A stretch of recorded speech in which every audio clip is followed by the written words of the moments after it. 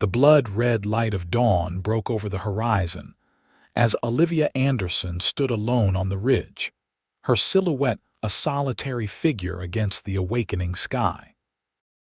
She pulled her shawl tighter against the morning chill, unaware that behind her, a pair of keen blue eyes watched from the shadow of a pine tree, as they had every morning for the past month.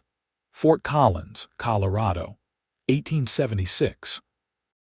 The town was growing steadily since the military post had been established, but the surrounding wilderness still held dominion over much of the territory. Olivia had come west after the war, seeking something she couldn't quite name, perhaps peace, perhaps purpose. The small cabin she'd inherited from her late uncle sat on the eastern edge of town, with an unobstructed view of the sunrise over the plains. The morning ritual had become essential to her survival. Each dawn, before the town stirred to life, Olivia would climb the gentle slope behind her cabin and watch as night surrendered to day. In those quiet moments, she could almost forget the heartache that had driven her from Philadelphia, the scandal that had left her name in tatters, and the loneliness that had become her constant companion. "Beautiful morning," came a deep voice from behind her. Olivia startled, turning quickly to find the tall figure of Isaac Cooper stepping from the trees. His hat was tipped low, but she could still see the weathered lines of his face, the stubble on his jaw, and those impossibly blue eyes that seemed to catch the light of the rising sun. "Mr. Cooper," she said, her voice steadier than she felt, "you startled me." "My apologies, Miss Anderson." He moved to stand beside her, keeping a respectful distance as he gazed out at the horizon. "I've been meaning to introduce myself properly. Seems we share an appreciation for the sunrise." Olivia studied him from the corner of her eye. She'd seen him around town, of course the quiet cowboy who worked at the Peterson Ranch north of Fort Collins. He kept to himself mostly, but folks spoke well of him. Hard worker. Honest man. Fought for the Union in the war. "How long have you been watching me, Mr. Cooper?" she asked, her tone more curious than accusatory. A hint of color touched his tanned cheeks. "About a month now. I don't mean to intrude on your solitude. I can leave if you prefer." Olivia surprised herself with her answer. "No, that won't be necessary." She returned her gaze to the horizon, where the sun was now fully visible, bathing the landscape in golden light. "There's room enough for two, I suppose." They stood in companionable silence until the sun had cleared the horizon. Then, with a tip of his hat, Isaac Cooper turned and walked back toward town. Olivia watched him go, wondering why her morning felt suddenly brighter than it had in months. The next morning, Olivia half expected him not to show. But as she reached her usual spot on the ridge, she heard the soft crunch of boots on the rocky ground behind her. Isaac didn't speak this time, just nodded respectfully and stood beside her, his gaze fixed on the horizon. Days turned into weeks, and each morning followed the same pattern. Olivia would arrive at the ridge just before dawn, and minutes later, Isaac would appear. Sometimes they stood in silence. Other times, they exchanged a few words about the weather or the changing colors of the sky. It was a strange sort of friendship, but Olivia found herself looking forward to those brief encounters more than she cared to admit. On a particularly chilly morning in late October, Olivia arrived at the ridge to find Isaac already there, a small fire crackling before him. "Hope you don't mind," he said, gesturing to the flames. "Thought you might appreciate some warmth this morning." Olivia smiled, extending her hands toward the fire. "That's very thoughtful, Mr. Cooper." "Isaac," he said quietly. "After watching 100 sunrises together, I reckon you might call me Isaac." "Isaac," she repeated, testing the name on her tongue. "Then you must call me Olivia." He nodded, a small smile playing at the corners of his mouth. "Olivia." They watched as the first rays of sunlight pierced the darkness, casting long shadows across the valley below. The fire crackled between them, a small island of warmth in the cold morning air. "What brings you out here every morning, Olivia?" Isaac asked suddenly, breaking their comfortable silence. She considered the question for a moment. "I suppose it's the certainty of it. No matter what happens, the sun will rise. There's comfort in that kind of constancy." Isaac nodded thoughtfully. "And beauty." "Yes," she agreed, "and beauty." "Your turn," Olivia said after a moment. "Why do you wake early to watch the sunrise?" Isaac poked at the fire with a stick, his expression contemplative. "After the war, I had trouble sleeping. Still do sometimes. Nightmares." He shrugged, as if dismissing the weight of the admission. "Found that if I was up to greet the dawn, the day went easier. Then I saw you one morning standing here alone and I—" He trailed off, suddenly seeming embarrassed. "You what?" Olivia prompted gently. "I thought maybe you were looking for the same thing I was. Peace maybe, or hope."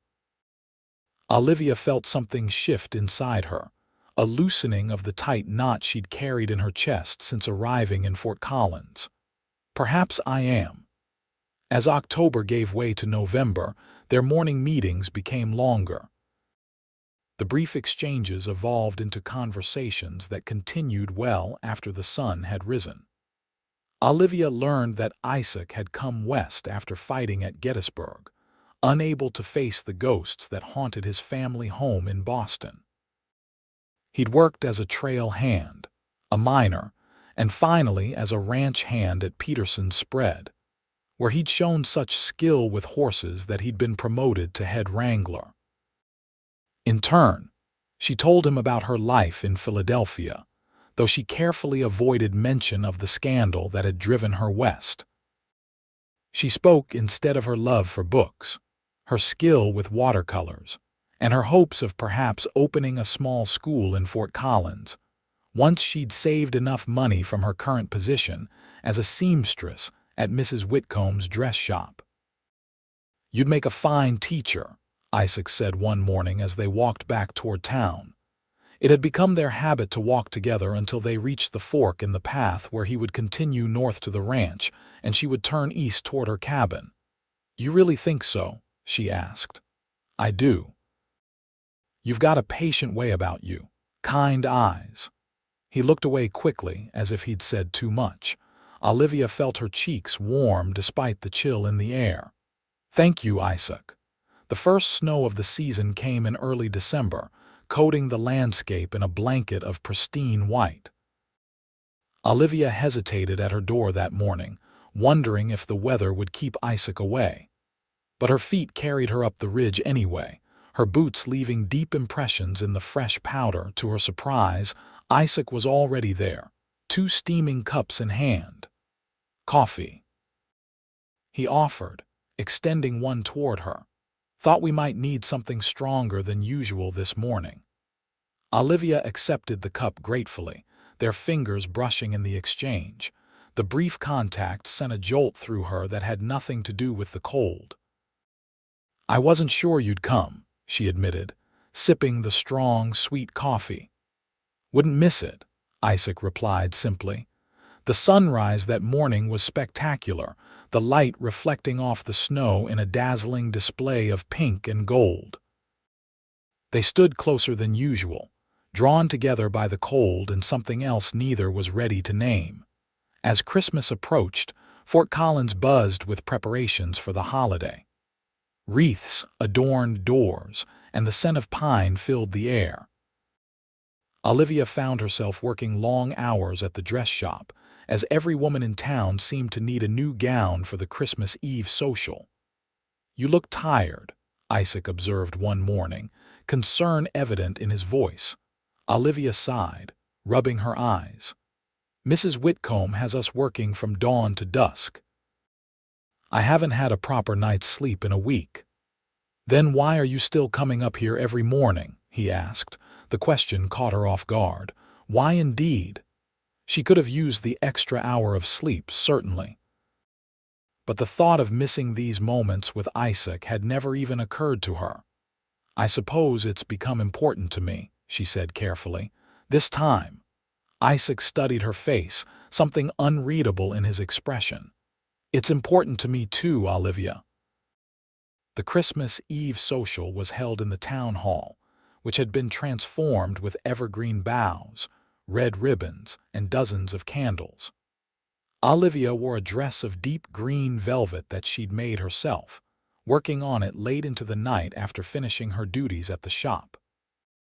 It was the finest thing she'd owned since coming west, and she couldn't help feeling a flutter of anticipation as she entered the hall. Her eyes scanned the crowd, searching for a particular tall figure, but Isaac was nowhere to be seen. Disappointment settled in her stomach like a stone. She'd hoped, perhaps foolishly, that he might attend. The evening progressed with music and dancing, but Olivia found her thoughts constantly drifting to the ridge where she would stand come morning, wondering if Isaac would be there or if his absence tonight was a sign of something changed between them. It was well past 9 when the door to the hall opened, admitting a gust of cold air and a latecomer. Olivia's heart leaped as Isaac stepped inside, looking almost unrecognizable in a clean black suit, his dark hair neatly combed, his face freshly shaved. He stood awkwardly for a moment, clearly uncomfortable among the crowd, before his eyes found hers across the room. The small smile that curved his lips sent warmth spreading through her chest. He made his way toward her, nodding politely to those who greeted him but never taking his eyes from her face. "Miss Anderson," he said formally when he reached her, tipping his head in a slight bow. "Mr. Cooper," she returned, fighting to keep her own smile contained. "I wasn't sure you'd come." "Wouldn't miss it," he said, echoing his words from the snowy morning. Then, with a hesitancy she found endearing, he added, "You look beautiful, Olivia." The simple compliment, delivered in his deep, sincere voice, affected her more than all the flowery praise she'd received from suitors in Philadelphia. "Thank you, Isaac. You look quite handsome yourself." A waltz began, and Isaac cleared his throat nervously. "Would you? That is, might I have this dance?" Olivia placed her hand in his outstretched palm. "I'd be delighted." His hand was warm and calloused against her own as he led her to the dance floor. He moved with surprising grace for a man who spent his days on horseback, guiding her through the steps of the waltz with gentle confidence. Olivia was acutely aware of his other hand at her waist, the respectable distance between them that somehow felt more intimate than any dance she'd shared before. "I almost didn't recognize you without your hat," she said lightly, trying to distract herself from the intensity of his gaze. Isaac's lips quirked in a half-smile. Felt strange leaving it behind, but Mrs. Peterson insisted it wouldn't be proper indoors. "Mrs. Peterson has good judgment," Olivia replied, then added more softly, "though I've grown rather fond of that hat. Have you now?" There was a warmth in his voice that made her pulse quicken. "It's part of you," she said simply. As the dance ended, Isaac didn't immediately release her hand. "Would you walk with me a moment? It's rather warm in here." Outside, the night was clear and cold, stars scattered like diamonds across the dark sky. Their breath formed clouds in the frosty air as they strolled along the boardwalk, keeping to the well-lit areas within sight of the hall. "I have something for you," Isaac said, reaching into his pocket.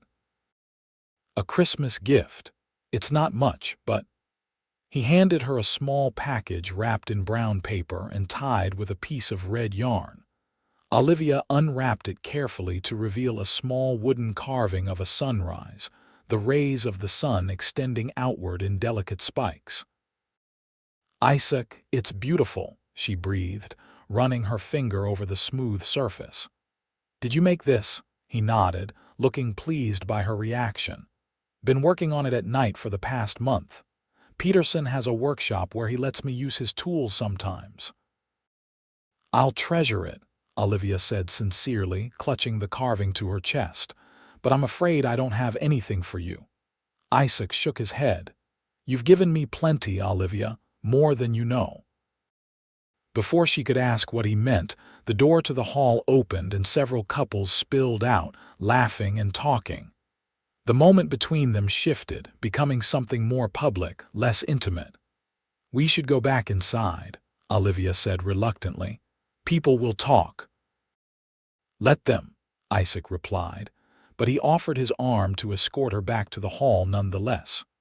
The rest of the evening passed in a blur of music and conversation, but Olivia was constantly aware of Isaac's presence, his eyes finding hers across the room whenever they were separated. When he finally walked her home, the streets quiet and empty under the star-filled sky, she felt a tension between them that hadn't existed before. At her door, Isaac hesitated, his expression conflicted in the pale moonlight. "Will I see you in the morning?" he asked, his voice rougher than usual. "Of course," Olivia replied, the wooden sunrise still clutched in her hand. "As always." He nodded, seeming relieved. Then, with a gentleness that made her heart ache, he took her free hand and raised it to his lips, pressing a kiss to her knuckles. "Merry Christmas, Olivia." "Merry Christmas, Isaac," she whispered, fighting the urge to reach out and touch his face. He released her hand slowly, reluctantly, and with a final nod turned and walked away. Olivia watched him go, wondering if the sunrise would bring a new understanding between them, or if the magic of Christmas Eve would fade with the night. Christmas morning dawned clear and bitterly cold. Olivia wrapped herself in her heaviest shawl and made her way to the ridge, the wooden sunrise tucked safely in her pocket. The eastern sky was just beginning to lighten when she heard the familiar sound of Isaac's approach. "Merry Christmas," he said, his breath visible in the frigid air. "Merry Christmas," she replied, smiling up at him. He had returned to his usual attire, worn denim, a heavy coat, and the hat she'd confessed to being fond of. Yet there was something different about him this morning, a determination in his stance that hadn't been there before. "I've been thinking, Olivia," he began, his gaze fixed on the horizon, "about why I come up here every morning, why I've been walking beside you all these months." Her heart began to race, though she wasn't sure if it was from anticipation or fear. "And what conclusion have you reached?" Isaac turned to face her fully, his blue eyes intense in the growing light. "That I started because I was drawn to your solitude, to the peace you seem to find here, but I kept coming because I was drawn to you, just you." Olivia's breath caught in her throat. "Isaac." "I know it might be too soon," he continued hurriedly. "We've only known each other a few months, and I don't have much to offer a woman like you, but I need you to know that these mornings with you have become the most important part of my life." The sun chose that moment to break over the horizon, bathing them both in golden light. Olivia felt a surge of certainty, clear and strong as the new day. "They've become the most important part of mine as well," she admitted softly. Isaac took a step closer, close enough that she could feel the warmth radiating from him. "What are you saying, Olivia?" She looked up into his face, seeing hope and fear and something deeper that made her own heart respond in kind. "I'm saying that I would like to see you at times other than dawn, Isaac Cooper. I'm saying that I care for you more than I thought possible when I came west." The smile that spread across his face was like the sunrise itself, gradual, then brilliant. "May I call on you properly then? Take you to dinner at the hotel restaurant, perhaps?" "I would like that very much," Olivia replied, her own smile matching his. Isaac reached out slowly, giving her time to step away if she wished, and took her gloved hand in his. They stood that way, hand in hand, as the sun climbed higher in the Christmas sky, casting long shadows behind them, no longer two solitary figures, but a pair, united against the morning cold. The new year brought changes to Fort Collins. The railroad surveyors came through town, mapping the route for the track that would connect the growing settlement more firmly to Denver and the east. With them came speculation, investment, and a fresh wave of settlers looking to stake their claim in Colorado territory. For Olivia and Isaac, January brought a cautious courtship, conducted under the watchful eyes of the townspeople. They still met each morning at dawn, their private ritual unchanged, but now Isaac would also call for her on Saturday evenings, taking her to dinner at the hotel or to church socials and town meetings. They made an unusual pair, the quiet, reserved cowboy and the educated Eastern woman, but those who knew them best could see the genuine affection that had grown between them. Mrs. Whitcomb, who had initially warned Olivia against getting involved with a saddle tramp, grudgingly admitted that Isaac Cooper was a decent sort after he fixed the broken door of her shop without being asked. "He looks at you like you hung the moon and stars," the older woman observed one afternoon as they worked together on a wedding dress for the banker's daughter. Olivia felt her cheeks warm. "Does he?" Mrs. Whitcomb nodded, her expression softening. "Reminds me of how my Harold used to look at me, God rest his soul. That's not something to take lightly, girl." "I don't," Olivia assured her. "Believe me, I don't." February brought heavy snows that blanketed the town and surrounding countryside. The ridge where Olivia and Isaac met each morning became treacherous, the path slick with ice and hidden obstacles. After Olivia nearly fell one morning, catching herself just before tumbling down the slope, Isaac insisted on a change. "We can watch the sunrise from your porch," he said firmly. "It's not worth risking your neck for." Olivia wanted to protest the ridge had become special to them, but the genuine concern in his eyes stopped her. "All right," she agreed, "but only until the snow melts." So their morning ritual shifted. Isaac would arrive at her cabin just before dawn, stamping the snow from his boots before joining her on the small covered porch. They would sit side by side on the rough wooden bench she'd dragged outside, wrapped in blankets against the cold, watching as the sun emerged above the distant horizon. It was during one of these mornings, as they sat huddled beneath a shared blanket, that Isaac finally asked the question that had been on his mind since Christmas. "Olivia," he began, his voice unusually hesitant, "why did you really come west? You've never spoken much about your life in Philadelphia, except in the most general terms." Olivia stiffened beside him. She had known this moment would come eventually, had dreaded it even as she recognized its inevitability. Isaac deserved the truth, but would he still look at her the same way once he knew? "You don't have to tell me if you don't want to," he added quickly, sensing her discomfort. "No," she said, taking a deep breath. "You should know, I came west because I had no choice. I was engaged to be married in Philadelphia to a man named William Thornton. He was from a good family, well respected in society. My parents were delighted with the match." She paused, gathering her courage. Isaac remained silent beside her, his steady presence giving her strength. "3 weeks before the wedding, I discovered that William had been unfaithful, not just once but repeatedly with several women. When I confronted him, he didn't deny it. He simply told me that was how the world worked, that men had certain needs, and that as his wife, I would be expected to look the other way." Isaac's hand found hers beneath the blanket, his fingers intertwining with hers in silent support. "I broke the engagement," Olivia continued. "William was furious. He spread rumors about me, terrible rumors questioning my virtue, my character. In society circles, it was my word against his, and he was the son of one of Philadelphia's most prominent families. My parents—" Her voice caught. "My parents suggested I should reconsider for the sake of the family name. They believed I was overreacting. They were wrong, Isaac said, his voice low and fierce. You deserved better. Olivia squeezed his hand gratefully. My uncle had left me this cabin in his will. I'd never even seen it. He moved west when I was just a child. But it offered an escape. So I took what money I had saved and came to Fort Collins, determined to start a new life where no one knew my name or my shame. There was no shame in what you did, Olivia, Isaac said firmly.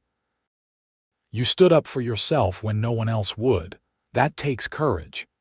She turned to look at him, searching his face for any sign of disappointment or judgment, but found only understanding and something deeper that made her heart flutter. Thank you for telling me, he said softly. You're not concerned about what people might say if they knew, about associating with a woman who caused such a scandal. Isaac snorted. I don't give a damn what anyone says, and anyone who would hold that against you isn't worth your time or mine. The sun had fully risen now, bathing the snow-covered landscape in golden light. Olivia felt as though a weight had been lifted from her shoulders, a secret too long kept finally set free. Your turn, she said after a moment. You've mentioned the war, but never in detail. What happened to you at Gettysburg, Isaac? Now it was his turn to tense, his expression growing distant. It's not a pleasant tale. Few true ones are, she replied gently. Isaac nodded, acknowledging the point. I was with the 20th Massachusetts. We were positioned on Cemetery Ridge during Pickett's charge. I had 3 brothers with me. All of us had enlisted together when the war broke out. Michael, James, and Thomas.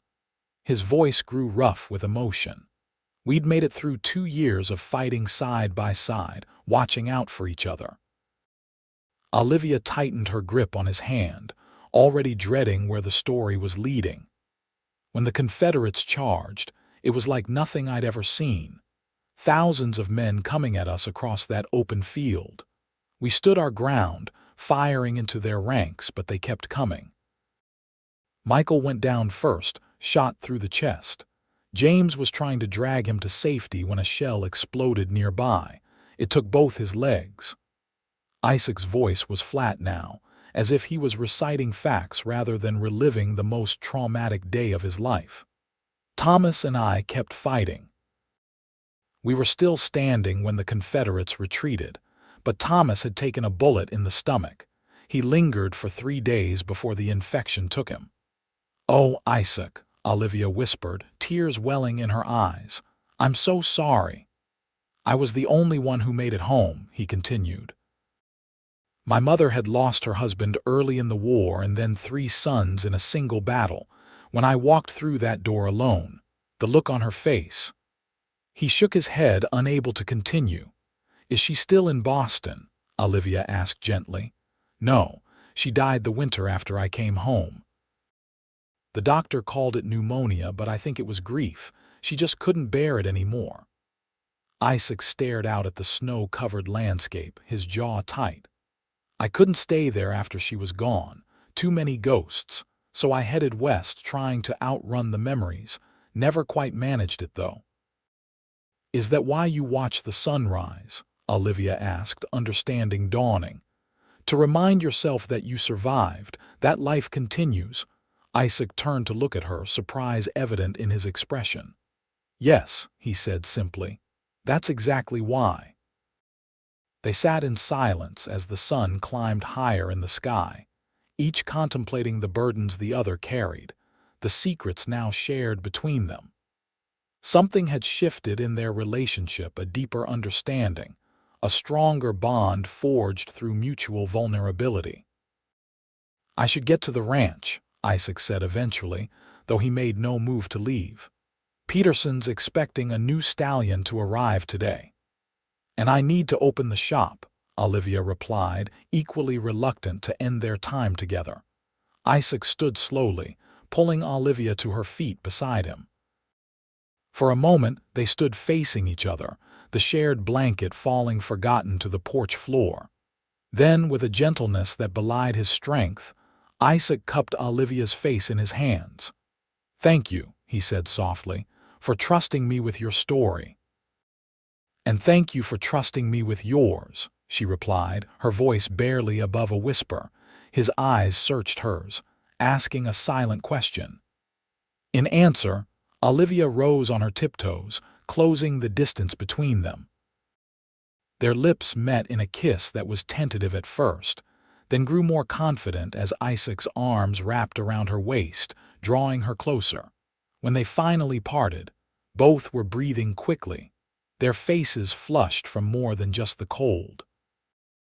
Isaac rested his forehead against hers, his eyes closed as if savoring the moment. "I've been wanting to do that since Christmas," he admitted. Olivia smiled, her heart lighter than it had been in years. "What took you so long, Cowboy?" His answering laugh was the most beautiful sound she'd ever heard. As winter gave way to spring, Olivia and Isaac's courtship deepened. They still met each dawn to watch the sunrise, but now they did so hand in hand, often stealing kisses as the first rays of light broke over the horizon. The town had accepted their relationship, with most folks agreeing they made a good match despite their different backgrounds. Isaac continued to work at the Peterson ranch, but he spent his free time helping Olivia prepare her cabin for the school she hoped to open in the fall. Together they built bookshelves, repaired the roof, and added a small addition that would serve as a classroom for the children of Fort Collins. Mrs. Whitcomb says there are at least 15 children of school age in town now, Olivia said one evening as they sat on her porch, watching the sunset, their second favorite time of day. "And more families arriving every month because of the railroad."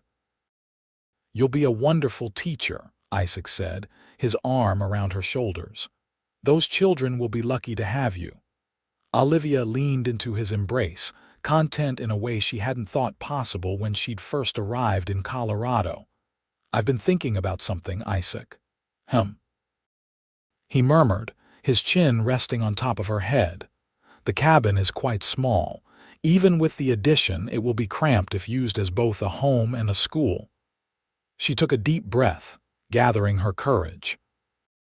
"I was wondering if perhaps it might make more sense to use the entire cabin as a schoolhouse and find somewhere else to live." Isaac tensed slightly beside her. "Are you thinking of moving into town? Mrs. Whitcomb mentioned her spare room might be available."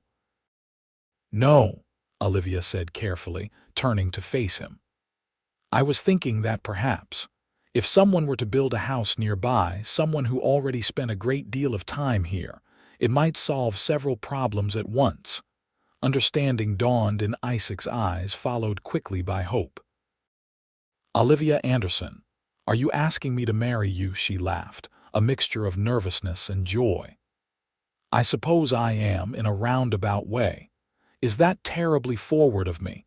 Instead of answering, Isaac slid from the bench onto one knee before her, taking her hands in his.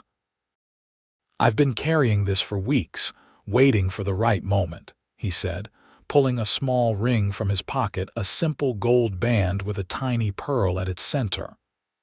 "I was going to ask you on your birthday next week, had it all planned out, but it seems you've beaten me to it." Olivia's breath caught in her throat. "Isaac." "I love you, Olivia," he said, his voice steady and sure.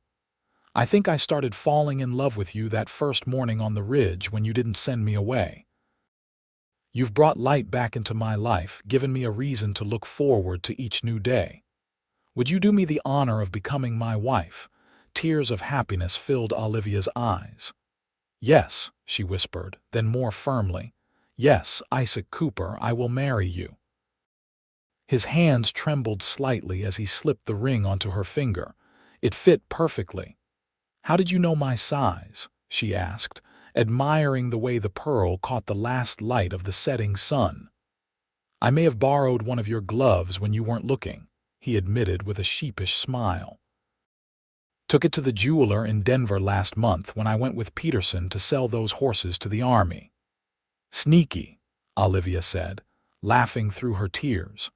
Isaac rose from his knee to sit beside her again, pulling her close for a kiss that held all the promise of their future together. "I love you," he murmured against her lips. "And I love you," she replied, her heart so full she thought it might burst. Always. They were married on a clear June morning in 1877, just after sunrise.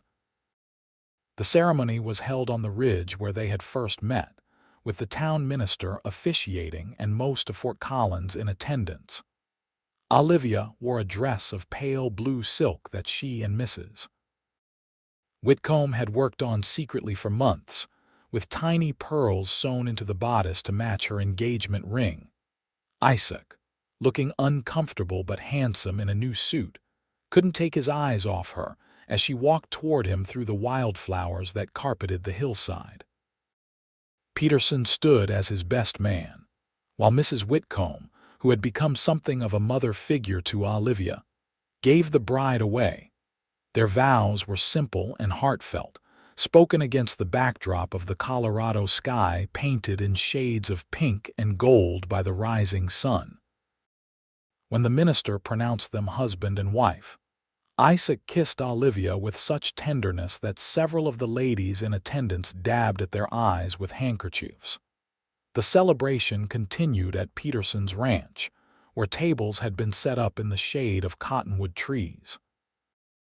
There was dancing and feasting, speeches and toasts, laughter and a few tears.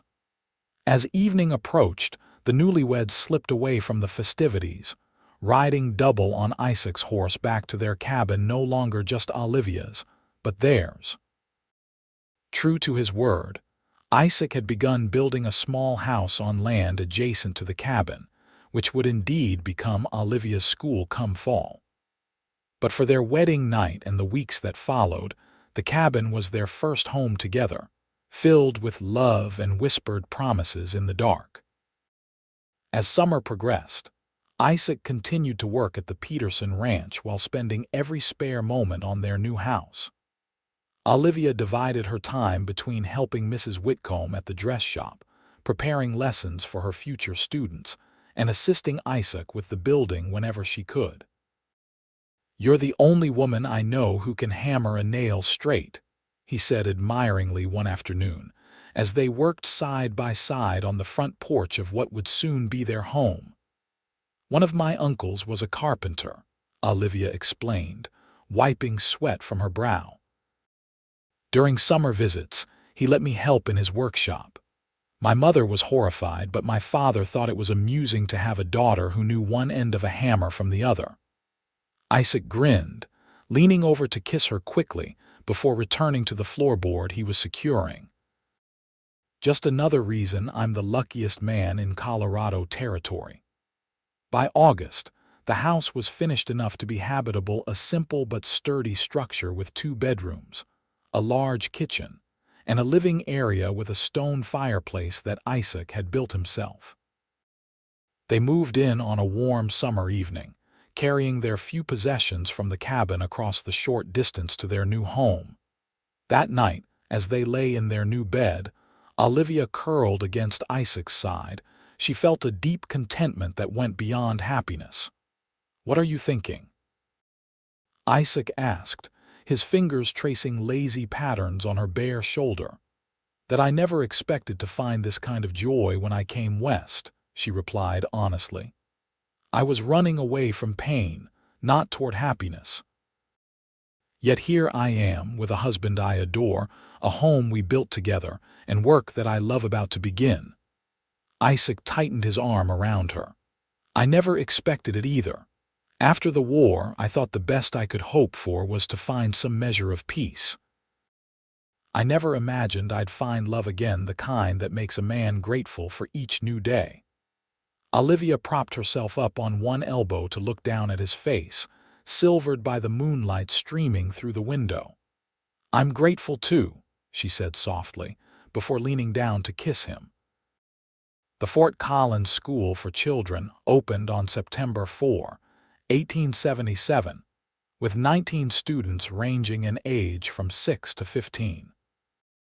Olivia had transformed the cabin into a bright, welcoming space, with desks that Isaac had built arranged in neat rows, maps hanging on the walls, and bookshelves filled with volumes she'd ordered from Denver and back east. On that first morning, Isaac walked with her to the schoolhouse door, just as he walked with her each dawn to watch the sunrise, a tradition they had maintained despite their marriage, despite now waking in the same bed. "Nervous?" he asked, noting the tension in her shoulders. "A little," she admitted. "What if I can't reach them? What if I'm not a good teacher after all?" Isaac took her face in his hands, much as he had the first time he'd kissed her. "You will be magnificent," he said with absolute conviction. "Those children are about to meet someone who will change their lives for the better, whether they know it yet or not." Strengthened by his faith in her, Olivia squared her shoulders and opened the door to greet her students. Isaac watched from the porch as she welcomed each child by name. She had made a point of meeting every family before the school opened, and ushered them inside with warm smiles and gentle words. Only when the last student had entered did he finally turn away, heading toward the Peterson ranch with a smile on his face and pride swelling in his chest. The school proved to be a success beyond even Olivia's hopes. The children of Fort Collins, many of whom had received only sporadic education before her arrival, thrived under her guidance. Parents marveled at the changes in their offspring, not just in their academic knowledge, but in their confidence and curiosity about the world. "Mrs. Cooper has Johnny reading entire books now," one mother told another at the general store. "Never saw him pick up anything but a fishing pole before she came along." "My Sarah wants to be a doctor now," another replied. "Can you imagine?" says Mrs. Cooper told her women are attending medical school back east. Word of the school's success spread to neighboring communities, and by winter, Olivia had received inquiries from several families willing to send their children to board in Fort Collins during the week if they could attend her classes. "We'll need to expand the schoolhouse come spring," she told Isaac one evening as they sat before the fire, she with her lesson plans spread around her. He with a piece of wood he was carving another sunrise, this one larger and more detailed than the first he'd given her for Christmas. "I've been thinking about that," he replied, setting aside his work. "Peterson mentioned yesterday that old man Wilson is looking to sell his place. It's just at the edge of town, has a good-sized house that could serve as both school and boarding house for those out-of-town students." Olivia looked up from her papers, intrigued. "Can we afford it?" Isaac smiled at the we. One of the many small joys of marriage was the shared purpose, the knowledge that decisions large and small were made together. "With what we've saved from your teaching and my wages, plus the money from selling that stallion I trained, we might just manage it. Would mean being careful for a while, but Peterson says he's raising my pay after the new year." Olivia set aside her papers and moved to sit beside him on the sofa. "A real school," she said, excitement building in her voice, "with room for more students, maybe even an assistant someday." "Your dream is growing," Isaac observed, slipping an arm around her waist. "Our dream," she corrected him. "I couldn't do any of this without you, Isaac." He kissed her then, a kiss that quickly deepened from affection to passion. Lesson plans and wood carvings were forgotten as they reaffirmed their love before the crackling fire, secure in the knowledge that the life they were building together was more beautiful than either had dared to hope for. The Wilson property became the new Fort Collins School in the spring of 1878, with Olivia and Isaac moving into the upper floor of the substantial house, while the ground floor was converted into classrooms. The enrollment grew to 35 students, including 8 who boarded during the week, returning to their families in outlying areas on weekends. Isaac continued to work at the Peterson Ranch, but his reputation as a horse trainer had grown to the point where he was now being sought out by ranchers and army buyers from across the territory. With Peterson's blessing, he began taking on private training commissions, working with particularly difficult horses that other wranglers had given up on. "You have a gift," Olivia told him after watching him gentle a wild Mustang that 3 other men had failed to saddle. "You understand them somehow." Isaac shrugged, uncomfortable with praise as always. "They're a lot like people, horses. They just want to be treated with respect, to know they can trust you not to hurt them." Their life together settled into a rhythm that suited them, both busy days filled with purposeful work, quiet evenings spent in conversation or companionable silence, and always, those precious moments at dawn when they would stand together and watch the sun rise, renewing their connection to each other and to the beauty of the world around them.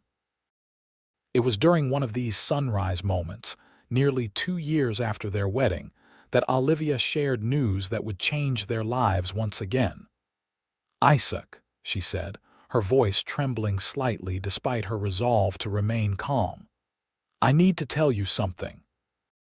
He turned to her, concern immediately evident in his expression. "What is it? Are you unwell?" "No," she assured him quickly. "Quite the opposite, in fact. We're going to have a baby." Isaac stared at her for a long moment, his face a study in shifting emotions, surprise, confusion, and finally, a joy so pure it took her breath away. "A baby," he repeated as if testing the word. "Our baby." Olivia nodded, tears of happiness filling her eyes. "Dr. Miller says it will be late autumn, perhaps early November." Isaac whooped a most un-Isaac-like sound and lifted her off her feet in a careful embrace, spinning her around once before setting her gently back on the ground. "A baby," he said again, wonder in his voice. Then more soberly, "Are you feeling all right? Should you be resting more? Do you need anything?" Olivia laughed, touched by his immediate concern. "I'm perfectly fine, Isaac. Women have been having babies since the beginning of time. I'll continue teaching as long as I'm able, and then perhaps Mrs. Peterson's niece can take over my classes until I'm ready to return." Isaac nodded, but she could see the protective instinct already rising in him. She knew the coming months would involve a certain amount of negotiation between his desire to wrap her in cotton wool and her determination to maintain her independence as long as possible. As summer turned to fall, Olivia's body changed, her slender frame softening as the baby grew within her. Isaac watched these changes with a mixture of awe and trepidation, spending hours talking to her rounded belly when he thought she was asleep, promising the child stories and horses and a lifetime of love. The baby, a boy they named Michael Thomas Cooper, after Isaac's fallen brothers arrived on a cold November morning in 1879, just as the sun was rising. The labor had been long and difficult, with the town midwife and Dr. Miller both attending. Isaac had paced the hallway through the night, his face gray with worry as Olivia's cries echoed through the house. When Dr. Miller finally emerged from the bedroom, his shirt sleeves rolled up, and his expression weary but pleased, Isaac nearly collapsed with relief. "You have a son, Mr. Cooper," the doctor announced. "A fine, healthy boy, and your wife, while exhausted, is doing well." Isaac entered the bedroom on shaking legs to find Olivia propped up against the pillows, her face pale but radiant as she cradled a small bundle wrapped in a soft blanket. She looked up as he approached, a tired smile spreading across her face.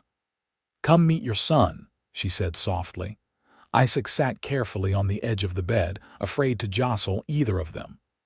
When Olivia placed the baby in his arms, he felt a surge of emotion so powerful it brought tears to his eyes.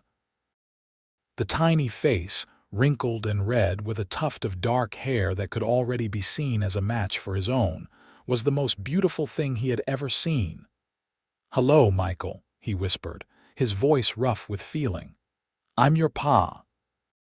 The baby squirmed in his blanket, one tiny hand escaping to wave in the air. Isaac offered his finger, and his son grasped it with surprising strength, as if sealing a pact between them. "He has your eyes," Olivia observed, leaning against Isaac's shoulder to gaze down at their child. "Already I can tell. Poor lad," Isaac joked, though his chest swelled with pride at the thought. "Let's hope he gets your brains and your kind heart to make up for it." "He'll be his own person," Olivia said wisely, "but I hope he inherits your courage and your gentle strength." The first few months with Michael were a blur of exhaustion and joy. Olivia had arranged for her most advanced student, 18-year-old Martha Wilson, no relation to the property's former owner, to take over teaching duties temporarily, with Olivia providing guidance and oversight when she was able. Isaac threw himself into fatherhood with the same quiet determination he brought to everything he cared about. He would rise before dawn to tend to the baby, bringing him to Olivia for feeding before taking him downstairs so she could rest. The students quickly became accustomed to the sight of their teacher's husband conducting ranch business with a baby cradled in one arm. "Never thought I'd see the day," Peterson remarked after watching Isaac demonstrate a training technique while simultaneously rocking Michael to sleep. "You're a natural, Cooper." Isaac glanced down at his sleeping son, a look of such tenderness on his usually stoic face that Peterson had to look away, unexpectedly moved. "Never thought I'd have the chance," Isaac replied simply. As Michael grew from infant to toddler, Olivia returned to teaching full-time, though now she often had a small assistant who would sit on a blanket in the corner of the classroom, playing with wooden blocks Isaac had carved for him or napping in a basket, while his mother taught arithmetic and literature to the children of Fort Collins. The school continued to thrive, with enrollment growing to require a second full-time teacher. Martha Wilson, having proven herself capable during Olivia's absence, was hired permanently to teach the younger children while Olivia focused on the older students. A third room was added to accommodate the increasing numbers, and there was talk of adding a secondary curriculum for those who wished to continue their education beyond the basics. Isaac's horse training business had also prospered to the point where he was able to reduce his hours at the Peterson Ranch, focusing more on his private commissions. He had begun breeding horses as well, starting with a pair of quality mares purchased from an English gentleman who was returning home after a failed attempt at ranching. Their life together was full and satisfying, with Michael adding a dimension of joy neither had anticipated. The sunrise ritual continued, though now it often included a sleepy-eyed toddler bundled between them, pointing excitedly at the pea-wetty whites as the sun broke over the horizon. It was during one of these morning gatherings, as Michael celebrated his third birthday, that Olivia shared another piece of news with Isaac. "I think we might need to build another bedroom," she said casually as they watched the sun rise over the eastern plains. Isaac glanced at her, confused. "For another boarding student? No," Olivia replied, her eyes twinkling with mischief. "For another Cooper." Understanding dawned slowly on Isaac's face. "You mean?" "Yes," she confirmed, laughing as Michael, not understanding the conversation but catching his mother's infectious joy, began to bounce up and down between them. "Dr. Miller says late spring this time." Isaac's whoop startled a flock of birds from a nearby tree, sending them scattering into the dawn sky. Michael, delighted by this unexpected entertainment, tried to imitate his father's cry, resulting in a high-pitched squeal that had both parents laughing. "Another baby," Isaac marveled, wrapping one arm around Olivia's waist while keeping the other securely around Michael to prevent the excited child from tumbling down the slope. "What do you think about that, Michael? Would you like a little brother or sister?" "Sister," Michael declared with the confidence of a 3-year-old, though he had clearly only a vague idea of what was being discussed. "Well, we'll see what arrives," Olivia said, ruffling her son's dark hair. "Either way, our family is growing." Isaac kissed her then, a gentle kiss that held all the love and gratitude he felt, but sometimes struggled to express in words. Against his side, he could feel the slight swell of her belly, the earliest physical sign of the new life they had created together. "I love you," he whispered against her lips. "All of you." Sarah Elizabeth Cooper arrived on a warm May evening in 1883 with considerably less drama than her brother had caused. The labor was shorter, and Olivia, now experienced in the ways of childbirth, faced the process with a calm determination that amazed the midwife. Isaac, once again banned from the bedroom during the birth itself, distracted himself and Michael by building an elaborate fort in the living room out of blankets and furniture. They were in the midst of defending this stronghold against imaginary outlaws when Dr. Miller appeared in the doorway, smiling broadly. "Congratulations, Mr. Cooper. You have a daughter." Michael, who had been promised either a brother or sister for months and was growing impatient with the wait, immediately abandoned the fort and raced toward the stairs. Isaac caught him before he could burst into Olivia's room, lifting him into his arms. "Gently, son," he reminded the excited boy. "Your ma is tired, and your sister is very small. We need to be very careful with them both." Michael nodded solemnly, though his little body practically vibrated with anticipation. "I'll be careful, Pa. Promise." Together they entered the bedroom, where Olivia sat propped against the headboard, looking tired but radiant as she cradled a tiny bundle wrapped in a soft white blanket. She looked up as they entered, her face breaking into a smile. "Come meet your daughter, Isaac, and your sister, Michael." Isaac set Michael gently on the bed, keeping a hand on his shoulder to remind him of his promise to be careful. The boy peered at the small, wrinkled face with open curiosity. "She's red," he observed with the brutal honesty of a child. Olivia laughed. "You look just the same when you were born, my love. She'll change as she grows, just as you did." Isaac took his turn then, accepting the baby with hands that had grown more confident since Michael's birth. Sarah blinked up at him with unfocused eyes, her tiny mouth working as if she were trying to decide whether to cry or sleep. "She's perfect," Isaac said softly, feeling the same rush of overwhelming love he'd experienced with Michael. "Hello, Sarah Elizabeth. Welcome to the family." Michael, having been coached for months on his important role as big brother, puffed out his chest importantly. "I'll take care of her, Ma. I'll teach her everything." "I'm sure you will," Olivia said, pulling him close for a hug. "She's very lucky to have such a fine big brother." As Sarah grew from infant to toddler, it became apparent that while Michael had inherited Isaac's coloring and quiet intensity, their daughter was Olivia in miniature, fair-haired and quick to smile, with a curiosity about the world that kept her parents constantly on their toes. "She pulled all my lesson books off the shelf today," Olivia reported one evening as they sat on the porch, watching the sunset while the children played in the yard. When I asked her what she was doing, she said she was organizing the library. "She's not yet 3, Isaac." Isaac chuckled, watching as Sarah carefully arranged a collection of pebbles in front of her while Michael constructed an elaborate stable for his wooden horses. "She's her mother's daughter, that's certain. I caught her yesterday trying to teach her doll the alphabet." The school had continued to grow along with their family. Fort Collins itself was flourishing, the population nearly tripling since Olivia had first arrived.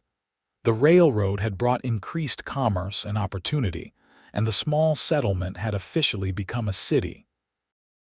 What had begun as Olivia's one-room schoolhouse was now the Fort Collins Academy, with 5 teachers and over 100 students ranging from primary to secondary levels.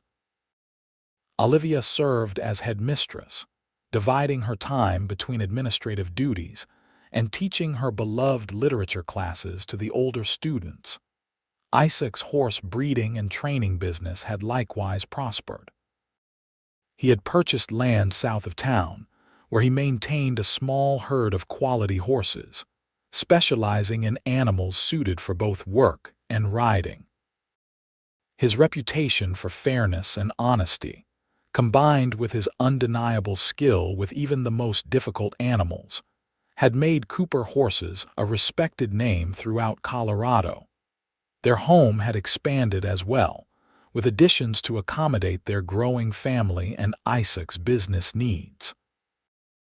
The original structure remained at the heart of the house, but it now boasted a second floor with bedrooms for each child, a study for Olivia, and a wide front porch where they still gathered each evening to watch the sun set, the bookend to their dawn ritual that had never wavered. It was on this porch, as they celebrated their 10th wedding anniversary in June of 1887, that Olivia and Isaac reflected on the journey that had brought them to this point. "Did you ever imagine, that first morning on the ridge, that we would end up here?" Olivia asked, leaning against Isaac's shoulder as they watched Michael and Sarah chase fireflies in the gathering dusk. Isaac smiled, his arm tightening around her waist. "Never in my wildest dreams. I just knew I wanted to see you again, to stand beside you and watch the sun rise over the plains." "Why did you come up there that first morning?" Olivia asked, realizing she had never actually posed the question directly. "You said you'd been watching me for a month before you spoke to me." Isaac's expression grew thoughtful. "I'd seen you around town, of course. The beautiful Eastern woman who kept to herself, who always seemed to be carrying a book. I was curious about you, I suppose." "Just curious," she teased. He chuckled, acknowledging the gentle barb. "More than curious, if I'm being honest. But I didn't think a woman like you would give a second glance to a saddle tramp like me." "Then, why approach me at all?" Isaac was silent for a moment, his gaze fixed on their children but his mind clearly in the past. "I'd been having a particularly bad stretch of nightmares. It was near the anniversary of Gettysburg. One morning, I rode out early, trying to clear my head, and I saw you standing on that ridge watching the sunrise. You looked peaceful, like you'd found something worth holding on to in that moment." He turned to look at her then, his blue eyes soft with memory. "I rode out that way again the next morning, half expecting you to be gone, but there you were in the same spot, watching with the same quiet intensity. After that, I found myself drawn there each dawn. Watching you watch the sunrise somehow made the days easier to bear." "And then you decided to speak to me," Olivia prompted. "It took a month to work up the courage," Isaac admitted with a self-deprecating smile. "Faced Confederate charges with less fear than I felt approaching you that morning." Olivia laughed, touched by the confession. "And here we are, 10 years later." "Here we are," Isaac agreed, his gaze moving from their children to their home to the academy visible in the distance. "A family, a home, work that matters, all because you didn't send me away that morning." "Best decision I ever made," Olivia said, turning to kiss him softly. "Ma, Pa, look what I caught," Michael called, running toward them with cupped hands, Sarah trailing behind him with an expression of equal parts disgust and fascination. As Isaac helped their son carefully transfer the captured firefly to a glass jar Olivia fetched from the kitchen, explaining how they would release it before bedtime so it could go home to its family. Olivia was struck by how far they had all come from those solitary figures on the ridge, she seeking solace in the certainty of dawn, he trying to outrun the ghosts of war. Together, they had built something neither could have imagined alone. A life filled with purpose and joy, challenges met side by side, and love that grew deeper with each passing year. And still, each morning, they rose before the sun to stand together and greet the new day, honoring the ritual that had brought them together and the promise of all the sunrises yet to come. In the years that followed, Fort Collins continued to grow and prosper, as did the Cooper family. Michael, who had inherited his father's way with horses and his mother's love of books, grew into a thoughtful young man who helped Isaac with the breeding business while studying history and literature in his free time. Sarah, bright and determined, showed an early aptitude for mathematics that surprised and delighted her parents. By the time she was 12, she was helping younger students with their arithmetic at the academy, displaying a patience and clarity of explanation that suggested she might follow her mother into teaching. In 1890, when Michael was 11 and Sarah was 7, Olivia and Isaac welcomed a surprise addition to their family, twin boys they named James and William. The birth was difficult, coming as it did when Olivia was in her late 30s, but mother and sons emerged healthy, if exhausted. Two at once, Isaac marveled, holding both tiny bundles as Olivia rested. The Cooper family seems determined to keep growing. The last additions, Olivia said firmly, though her expression was tender as she watched her husband with their newest sons. 4 children is quite enough, Isaac Cooper. He grinned, not arguing the point. 4 perfect children, he agreed. Michael and Sarah took their roles as older siblings seriously, helping with the twins in whatever ways they could. Michael would walk the floor with a fussy James for hours, singing the same old trail songs Isaac had taught him, while Sarah created elaborate mathematical games to entertain William as he grew old enough to sit up and reach for things. The academy continued to flourish under Olivia's leadership.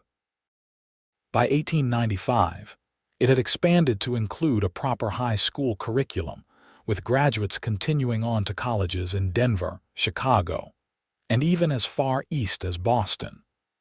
Many returned to Fort Collins after completing their education, bringing new ideas and skills back to the growing city. Isaac's breeding operation had likewise prospered, with Cooper horses now sought after throughout the West. He had developed a line known for intelligence, endurance, and gentle temperament qualities. He joked he'd learned to value through his marriage to Olivia. A smart, strong-willed partner with a kind heart, he would say, winking at his wife when potential buyers asked about his breeding philosophy. Works for horses just as well as it does for husbands. Their dawn ritual remained constant through all the changes life brought them. As the children grew old enough, they sometimes joined their parents on the ridge to watch the sunrise, though none showed the same dedication to the practice that Olivia and Isaac maintained. "It's your special time," Michael observed once when he was about 14, having risen early to accompany them. "Like a private conversation you've been having for 20 years. Olivia and Isaac exchanged a look over their son's head, both touched by his perception. "Something like that," Isaac agreed, "though you and your siblings are always welcome to join us." "I know," Michael said with the casual wisdom of youth, "but some conversations are meant for just 2 people." As the 19th century drew to a close, bringing with it new innovations and changing social attitudes, Olivia sometimes marveled at how much the world had transformed since she'd first stepped off the stagecoach in Fort Collins. The frontier town she'd fled to in search of anonymity had become a thriving city with telephones, electric lights, and automobiles beginning to appear on the streets. Yet some things remained beautifully, comfortingly unchanged, like the ritual that began each day as she and Isaac stood together on the ridge behind their home, watching the sun rise over the eastern plains. 25 years, Isaac murmured one morning in 1901, as they stood hand in hand in their familiar spot. The children were all still asleep in the house below Michael, now a young man of 22 helping to run the family business, Sarah at 18 preparing to attend college in Denver, and the twins, 11 years old and full of mischief, dreaming of whatever adventures the day might bring. "Hard to believe, isn't it?" Olivia replied, leaning her head against his shoulder. At 48, her hair had begun to silver at the temples, and fine lines crinkled at the corners of her eyes, lines Isaac claimed were from smiling, though she suspected the years of squinting into the rising sun had played their part as well. Isaac, his own dark hair now liberally streaked with gray, his face weathered by decades of outdoor work, squeezed her hand. "Best 25 years of my life. And all because I was brave enough or foolish enough to speak to the beautiful woman watching the sunrise." "Brave, not foolish," Olivia corrected, smiling up at him. "Though I was rather standoffish at first, wasn't I?" "Cautious," Isaac said diplomatically, "with good reason." They stood in companionable silence, watching as the first rays of sunlight spilled over the horizon, painting the landscape in hues of pink and gold. The scene was familiar, comforting in its unchanging beauty, yet always unique, just like the love they had built together over a quarter-century. "What do you think about retiring?" Isaac asked suddenly. "Not right away, but soon.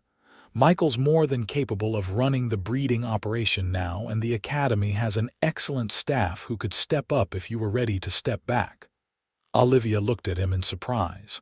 "Retire? To do what?" "To travel, perhaps.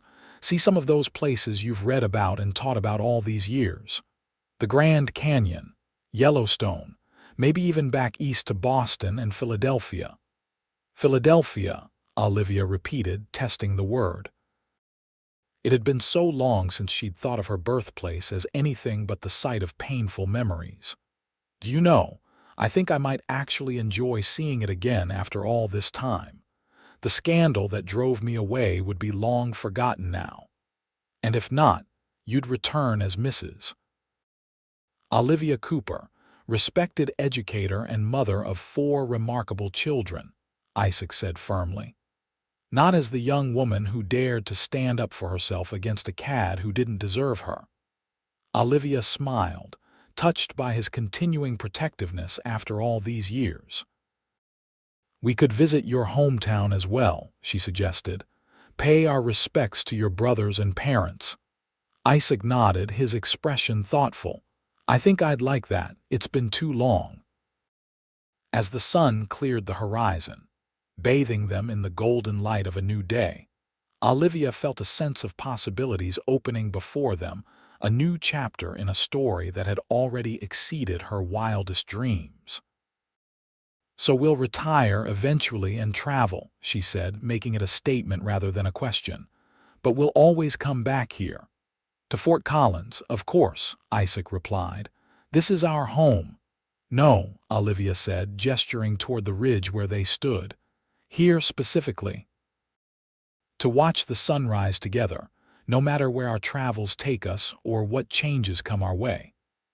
Isaac smiled, the same smile that had first captured her heart decades earlier, a little crooked, a little reserved, but full of genuine warmth. "Every morning," he promised, pulling her close. "For as long as we both shall live." And they did. Through the changing seasons of their lives, through joys and sorrows, through grandchildren and eventually great-grandchildren, Isaac and Olivia Cooper maintained their dawn ritual. Each morning, they rose before the sun and walked side by side to greet the new day together, honoring the moment that had brought them together and the love that had transformed 2 solitary souls into something greater than either could have imagined alone. For in the end, It wasn't just about watching the sunrise. It was about the promise kept, the journey shared, and the certainty that whatever the new day might bring, they would face it as they had faced every day for decades together, hand in hand, walking toward the light.